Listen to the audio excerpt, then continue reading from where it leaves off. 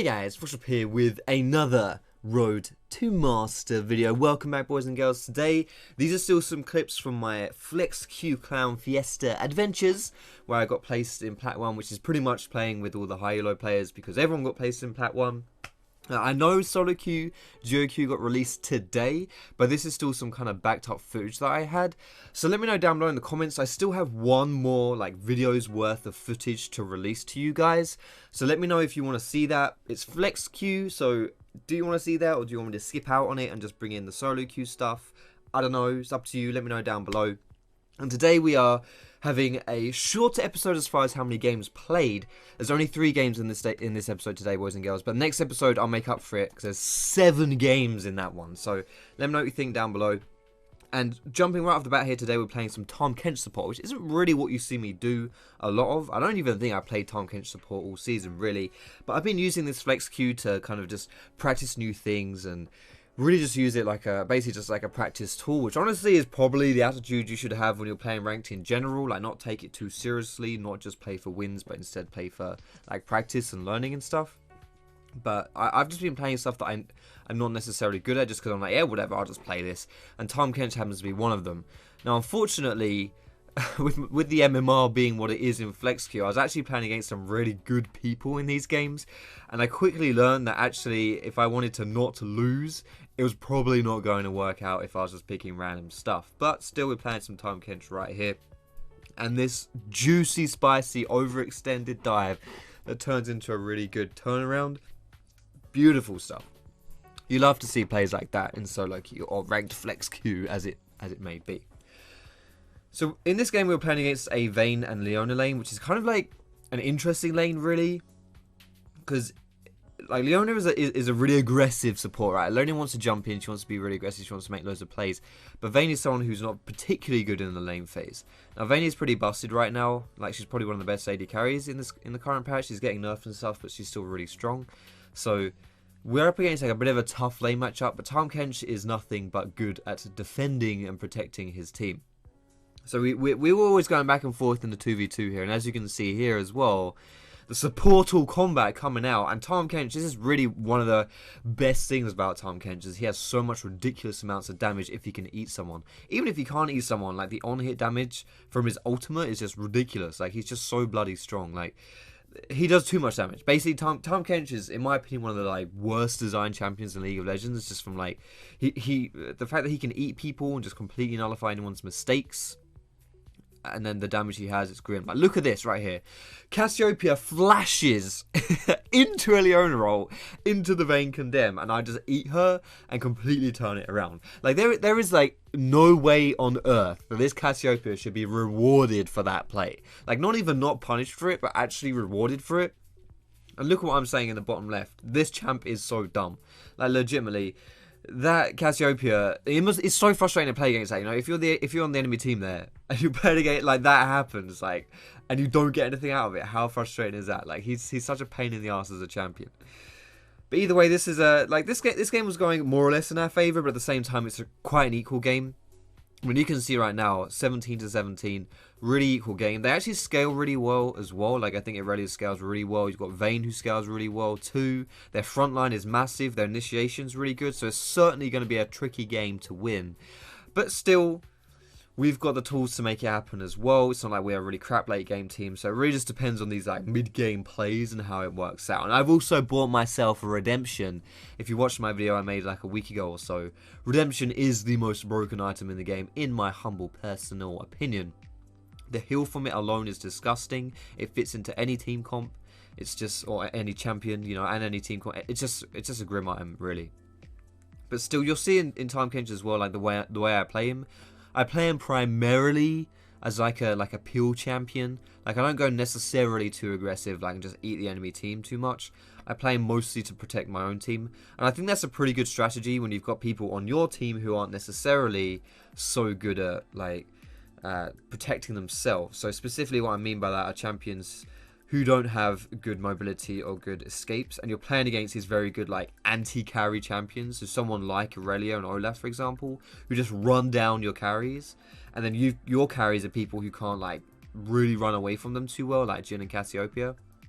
Like, Cassiopeia can kite really well, whatever, and she'll have ghosts as well. But in general, you know what I mean? Like, I think it's better to play Tahm Kench in that situation where you are playing him just to help your team more so than to just like go really ballsy and really hard. But you can see as well in this game, like, it's kind of breaking open for us now. Like, we were 17-17, and now we're 30-18, and that was me when I dove like into the enemy base and just suicided. Like, we only lost one. That's pretty crazy, really, to get like 14 kills now, 14 kills in a row without losing anyone except for me because I'm an idiot. So like, pretty busted. Really, like, this is one of those games which you don't really see too much of in solo queue, where things actually go well in your favor, until Rengar does something like that, where his name being Rengar goes to LA, which it really should be Rengar goes to the Shadow Realm, or really what it should be called, Rengar goes to the loony bin, because this guy is absolutely insane with the play he's just making here. I don't know what he thought he was going to get out of that, but he managed to like instigate 3 kills and only 1 death, which was his. I don't even know how he did it, but whatever. This guy's obviously a mastermind, as Zingy has come to the EU servers. Either way, this is first game of the day, first victory, pretty solid stuff. Moving on to our next game, and like I was saying before about how I was picking champions who I don't really play that much, and just like being like, whatever, I'm just gonna pick this shit.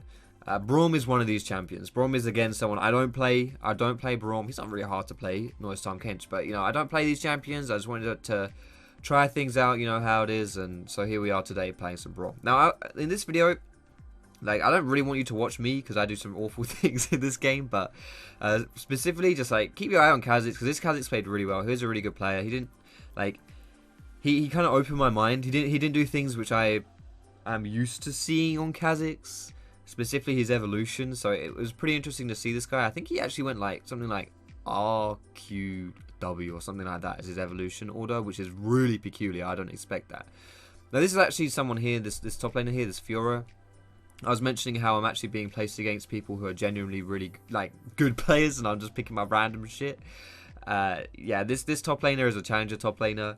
You might recognize him. He's kind of like a semi-pro as well. I don't really know how pro he is, but Flaxis, I can't even say his name properly. But he's certainly not someone you want to come up against when you're picking like some random bloody pick that you can't even play. I think this was really the game that opened my eyes to like, okay, I can practice things, but I don't really want to play things I really can't play, you know?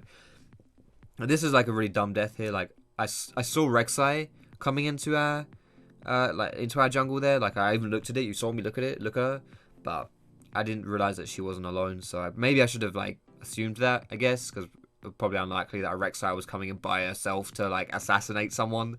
But you know, whatever. But still, I don't think my brawl mechanics are necessarily too bad. I'm doing pretty well at getting my stuns off and using my ulti, but I mean, it's Braum. Can I even say brawl mechanics? Is there even such a thing as brawl mechanics? I don't even know if there is such a thing as brawl mechanics. But either way, if there was, then I'm not that bad considering this is like my first time playing him. But still, this game, like, it looks pretty even, this game, but they had a really bloody fed Akali, and that's not good. That's really not good. Like, our Kha'Zix was doing well, but this Akali is bonkers. Like, they've got a massive front line in this Rek'Sai. They've got a Fiora who can 1v1 anyone and just split push all day if she wants to as well. And then they've got this Akali who can pretty much just like, I mean, you'll see what she does when she decides to jump in. Akali just jumps in, and she'll kill someone. Like, here we go, here comes Akali, boom, Twitch, and he's dead. 2 shots. She presses R on him, she presses Q on him, and he's dead, just like that. Dunzo, out of it.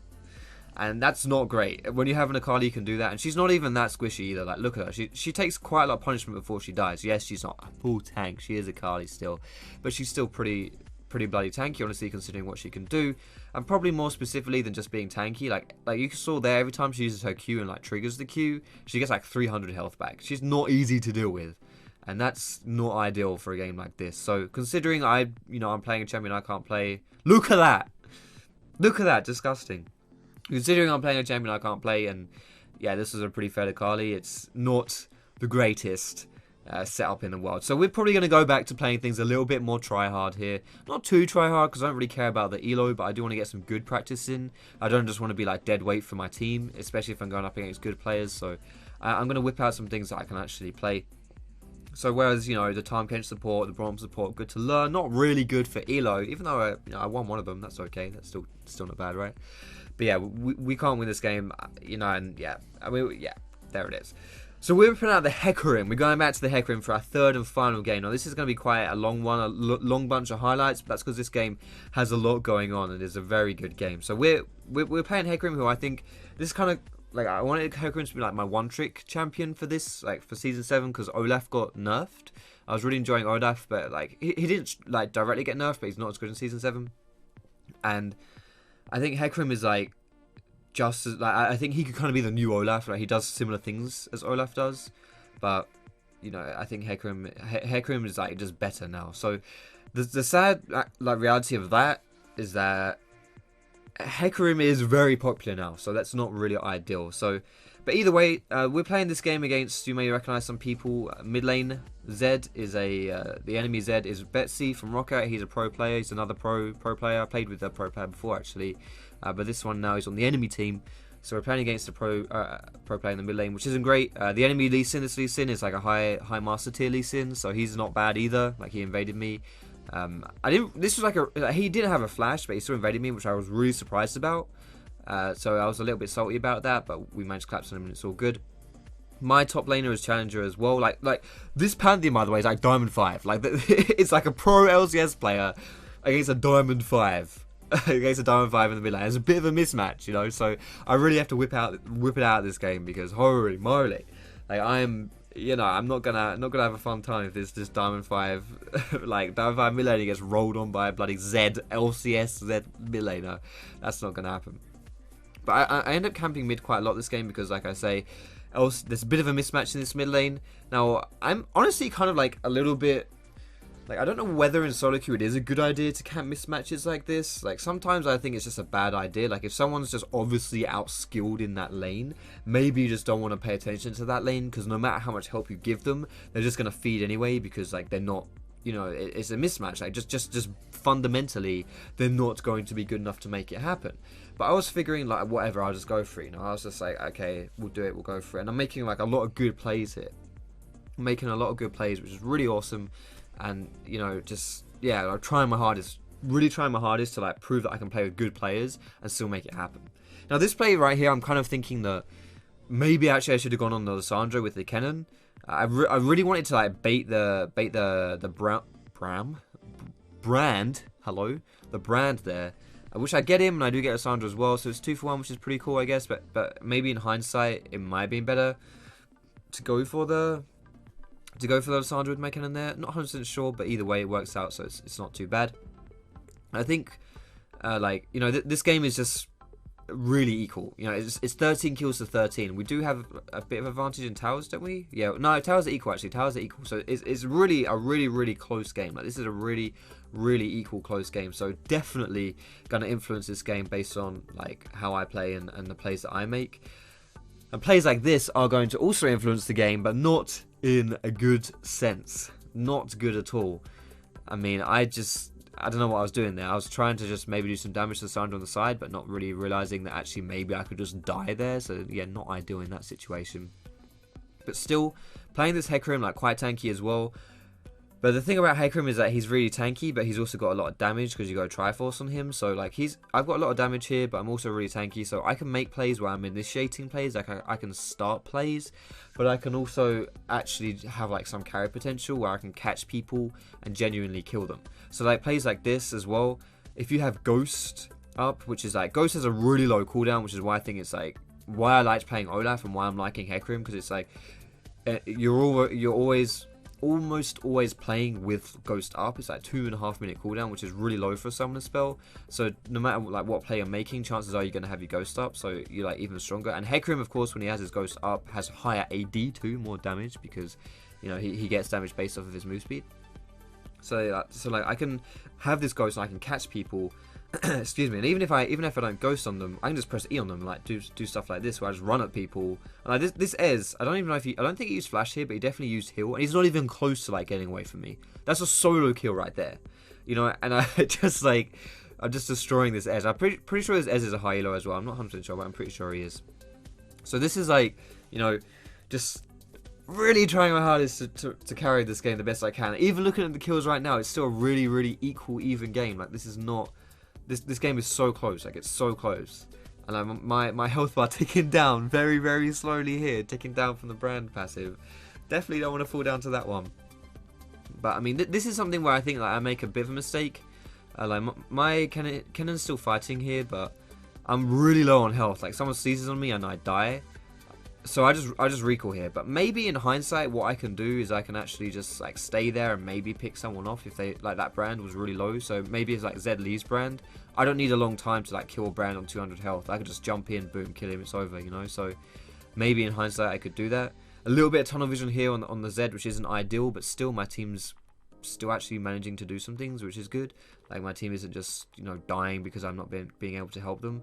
And I look at that redemption. I didn't actually see that redemption right there. You probably didn't even see it either because it was on a slope, so you can't see the circle. But like, if I stand in that redemption, I would get a massive heal here, which would have been really useful to have. But I'm getting kind of lucky here as well. Last fight I survived on like 50 health. This fight I'm surviving on like 20 health. It's pretty bloody, you know, pretty bloody close. But having said that, that is also why I think Hecarim is like so good in this patch, is because you have Courage of the Colossus, and I can make a play like this where look, I started that last play with my Courage of the Colossus, which is why I didn't die, because I had a huge Colossus shield. And then this play here as well, I'm just kiting around, and then when I got my Courage shield up, I went back in, as you saw. And so I was able to like play around the shield and just use that to kind of save me. It was really, really like the Courage of the Colossus is so good on Hecarim. When you E in on people, it's just massive. And like, this is a really, really risky Baron play, because if the enemy jungler isn't dead, it's just like he can so easily jump in and steal it, which is exactly what happens here. Like, but that really sucks. Like, we were kind of making plays and coming back, which is awesome, which is great. But like, it just sucks when you I didn't even have my smite up. Like, doing a Baron play when the enemy jungler is alive, especially if you don't have smite.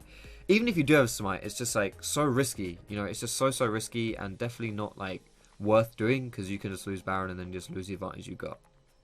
But still jumping in on Rocket on Betsy here and tearing him a new asshole. I feel a bit bad for him. Like, I know I'm kind of proud of this game because I'm like carrying really hard and I'm doing really well, and that's awesome because, you know, last season I really want to get Master Tier, and if I can do really well against like Master Tier Challenger players, that's great.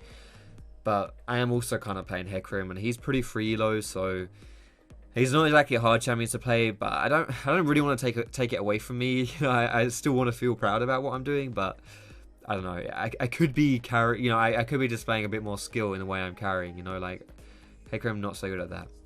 No, I'm going. This is like trying to initiate like a team fight here by jumping in on the Ez and just like thinking we can dive him as a team.